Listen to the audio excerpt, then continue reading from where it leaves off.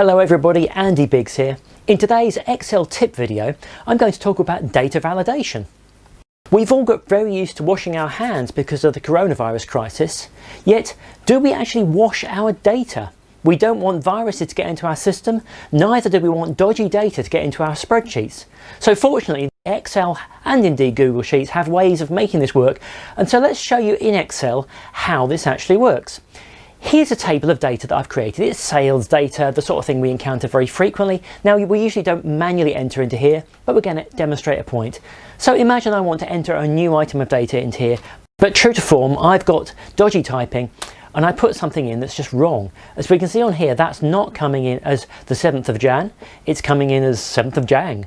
And when I start putting data in along here that I want to put some sales in against particular customers and products, what we're going to find is that data is not going to arrive in my January figures. So we want to get rid of that, and we want to find a way of making it so that we only enter dates into the date column.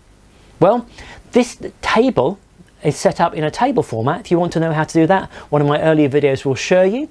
But the table here, if I highlight the entire column that is date, and I then up the top here on the data on the ribbon select data validation, I get an option here to allow particular types of data. You can see from the drop down numbers, decimals, lists, etc. I'll come back to some of those in a future video.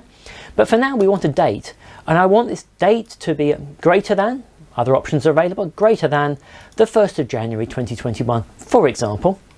When I click OK here, nothing immediately happens, but when I add a new line below the table is going to extend. If I put the 9 of Jan 21 again, my dodgy fingers, the spreadsheet tells me that we have a problem. The value doesn't match the data validation restrictions. We've told the spreadsheet that we only want dates. That's not a date. So I have to retry it, and I'm going to put in a more correct date, and then we're away. Isn't that brilliant? Now, so we're just going to go in here, and I want maybe customer on product 1, I'm going to sell 5 for £50.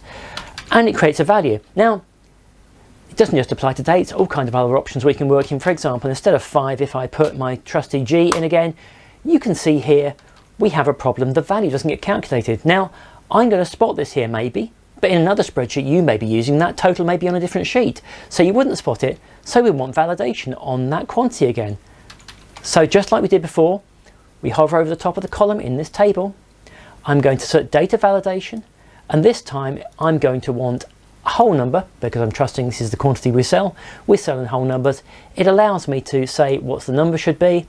I can make it greater than 0, which means I can't enter negatives either.